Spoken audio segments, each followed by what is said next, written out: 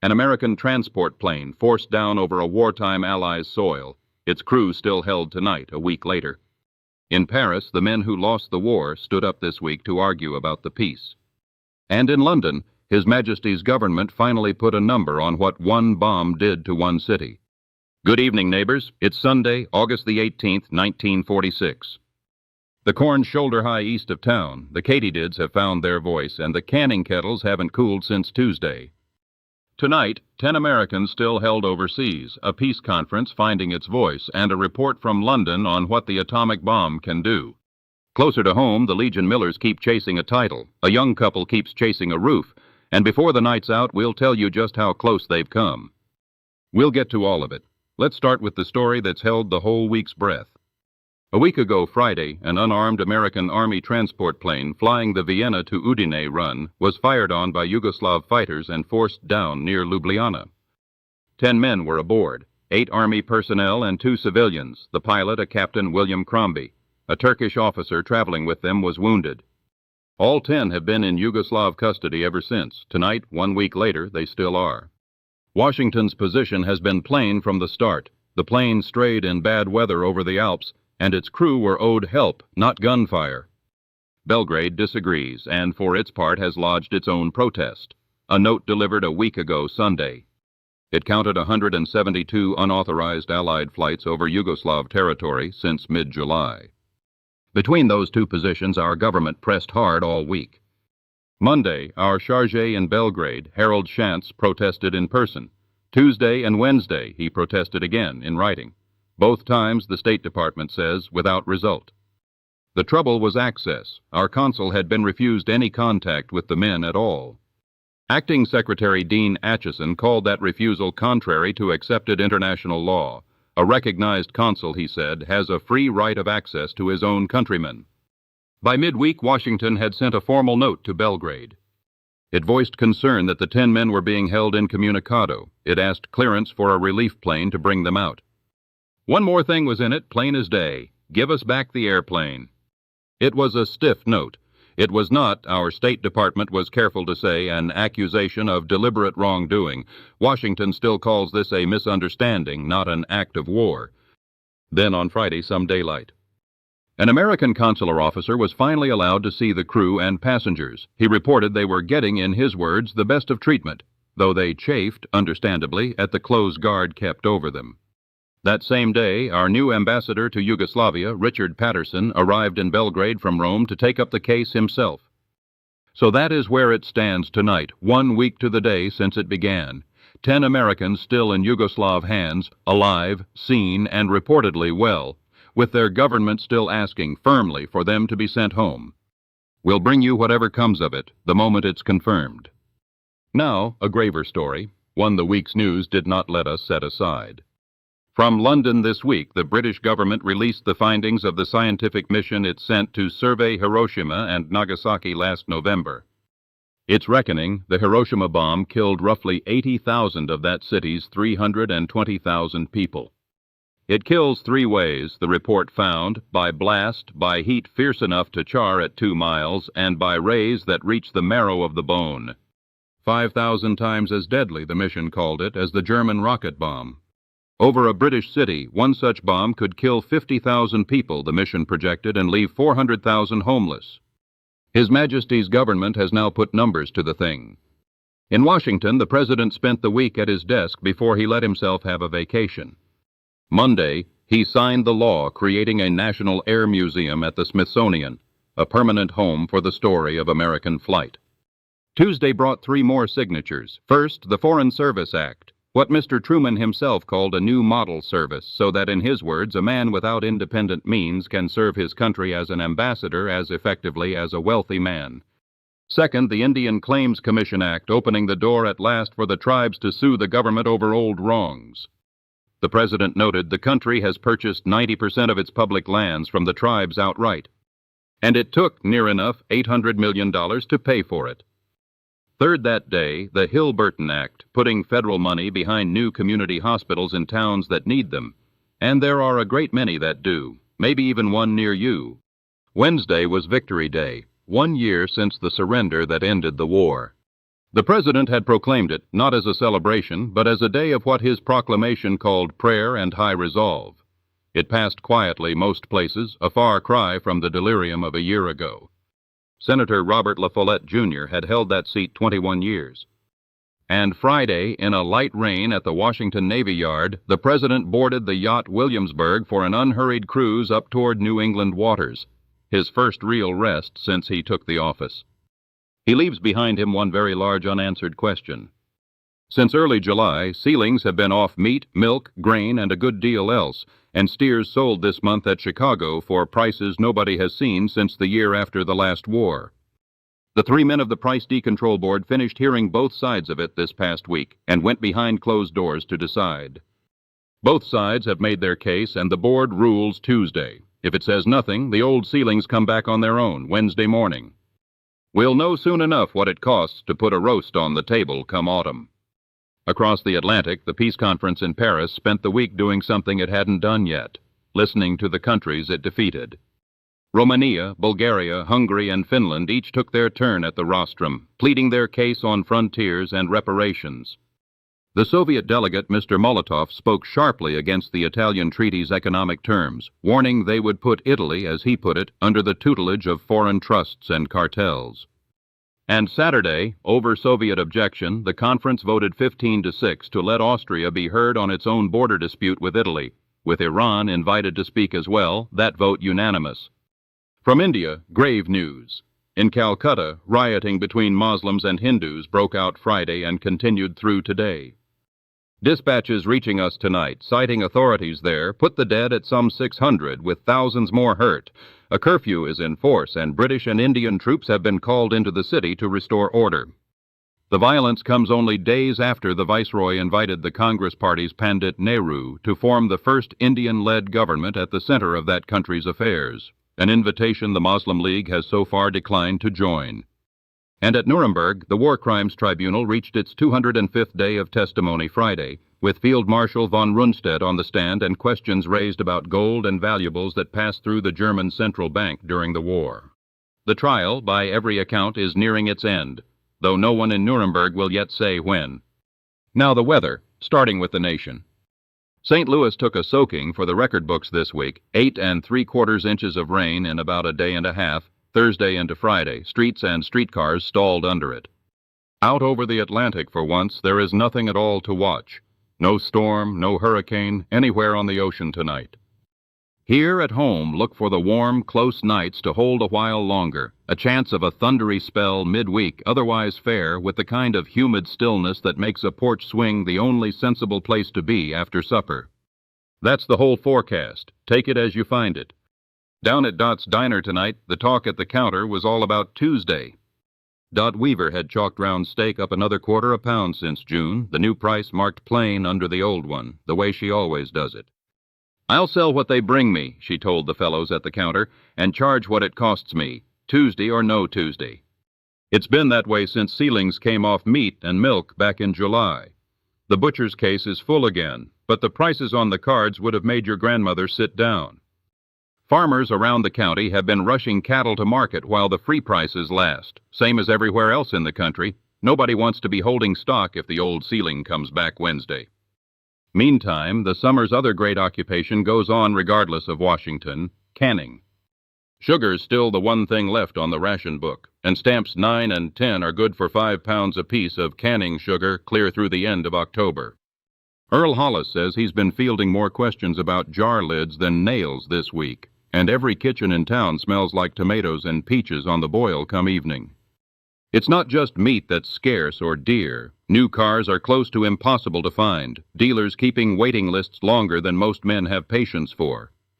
Nylons, at long last, are turning up on the shelves without a line out the door. Easier to find a pair of stockings this week than a used tire.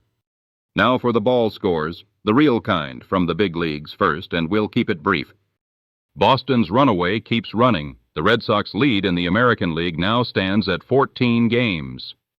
And in Cleveland, Tuesday night, Bob Feller struck out past his own personal best from 1940 before 65,000 people, and lost anyway, 1-0. In the National League, Brooklyn's lead over St. Louis grew to 2 games, tight as anybody can remember. And at Saratoga Saturday, a colt named Natchez won the Travers by 5 lengths in the mud before the biggest crowd that track has ever drawn. That's the nation. Ours is a smaller diamond, but it means just as much to the people who fill the bleachers. The Legion Millers took the field again this week, and Coach Burkett's boys are still very much alive in the district title chase, their first real shot at it since 1941. Half that roster is kid brothers of the men who wore the uniform back then. Pete Marsh's bat has carried a good part of this summer, and his brother Johnny, home from Europe since spring, has been out there most evenings throwing batting practice, still in his work clothes from the hardware store. They're a better club than we were, Coach Burkett said this week, and I mean that kindly. A grown man on the opposing bench swung clean through one of Pete's pitches this week and just laughed, shaking his head at the boy on the mound. The bleachers there have been full past the fence line most nights this month. Which brings us around the square to the small news that makes a town feel like a town. Out on the Marsh place east of town, Harlan Marsh sat on his porch this week mending a piece of harness, and when I asked how the boys were doing, he didn't mention batting averages at all. Johnny used to write his mother twice a week from overseas, he said. Now he doesn't have to write her at all. He just walks in the kitchen. That's the part I still can't get used to. Over at Drummond Tool and Die, the retooling from shell fuses to hand tools goes on, and old man Drummond is still promising no man on that floor loses his job over it. Not every man believes it yet. Cal Sipes has worked the drill presses there 11 years, on Foreman Roy Stackhouse's shift. I'll believe it, he told me, when the first tool's out the door and my check still clears. And Vera Hale's record keeps finding new rooms to play in. Frank Kessler tells me it's turning up in a second city club now beyond the one her mother already had cut out for the scrapbook. Not bad for a girl who sang in the Methodist choir before she ever set foot on a city stage. Now the thing we promised you at the top of the hour. Johnny Marsh and his wedding to Alice Purdy have been waiting on a roof all summer. Tonight, for the first time, it's waiting on something real. There's a set of rooms opening up over Hollis Hardware itself, where Johnny counts stock most days. Earl Hollis has been going over the figures with him at the counter after closing, pencil and paper, not just talk. He's not asking me for charity, Earl told me. He's asking me for a fair price. I mean to give him one. The rooms themselves sit up over the store, past the back stairs Earl keeps for stock. And when I asked what was up there exactly, he found something else to talk about before I got an answer. Nothing is signed yet, but for a couple who spent the summer reading classifieds out loud on a hardware store porch, pencil and paper is the closest thing to good news they've had. September at First Methodist still holds, and for once so does the hope of a place to come home to after. That's the news. Walt Denderby's got the turntable warmed up and the music program ready upstairs, right after a hymn to close out the evening. From the second floor above the furniture store, take care of each other, neighbors, and keep your porch light burning. I'll see you Sunday. That's the week. This is Ray Colton, WMPQ, Maple Falls. Good night.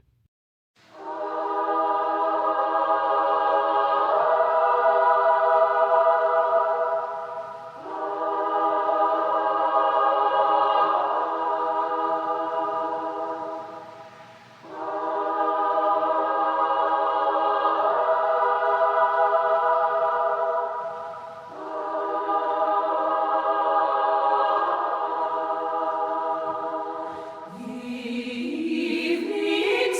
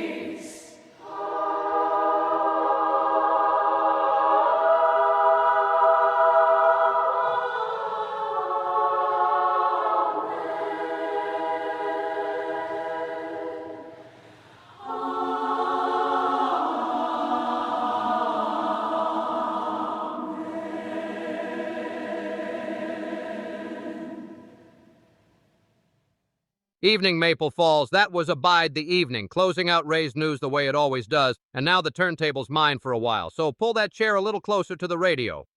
We're opening the night with something you've never heard on this dial before, the Emerald Room Orchestra, brand new to WMPQ with Emerald Room two-step, and riding right behind it, Buddy Kestrel and his orchestra with the Canning Line Boogie.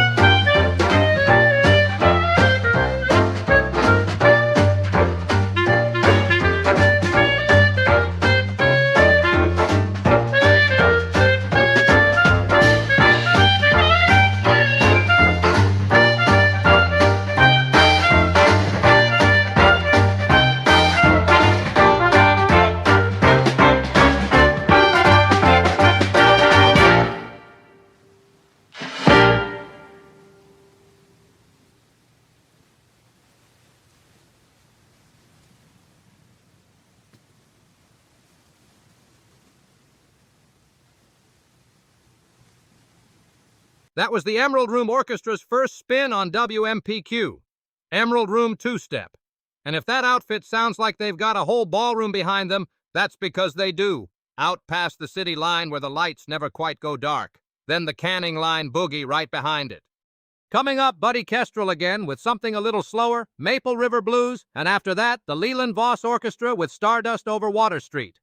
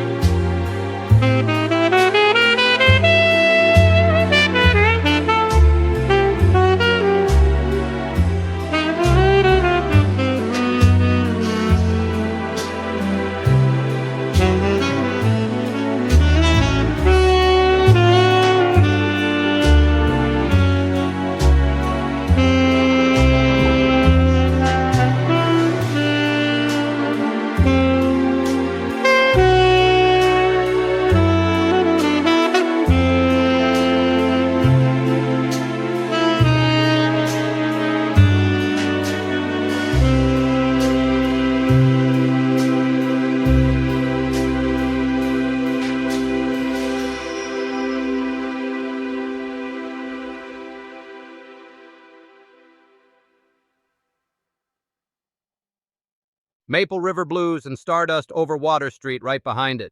Leland Voss writes like he's still standing on that corner at closing time, and I believe him every time. Now let's slow it down properly. Hoyt Dobbins and the Harmon County Ramblers with Grandpa's Porch Waltz, and coming right in behind that one, our second debut of the night, the Vern Callow Trio with Velvet Evening.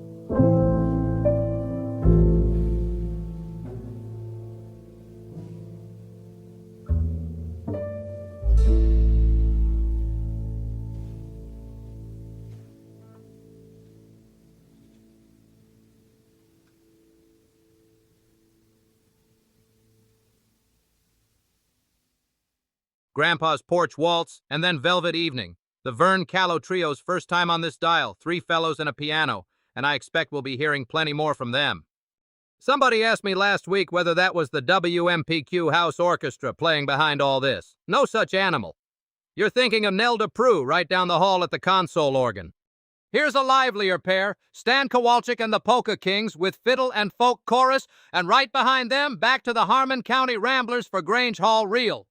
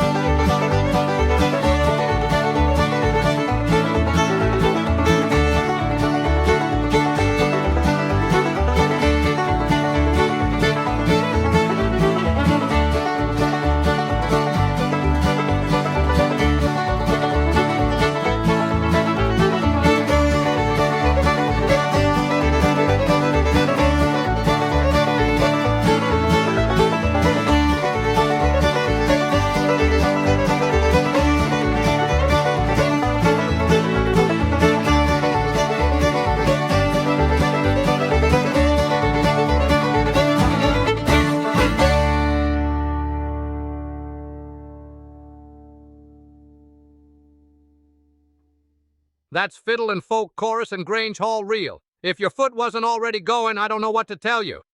Last pair of the night, Buddy Kestrel's back with Sunday Drive. And closing us out, the one they know by its numbers as much as its name, 1240 Jump.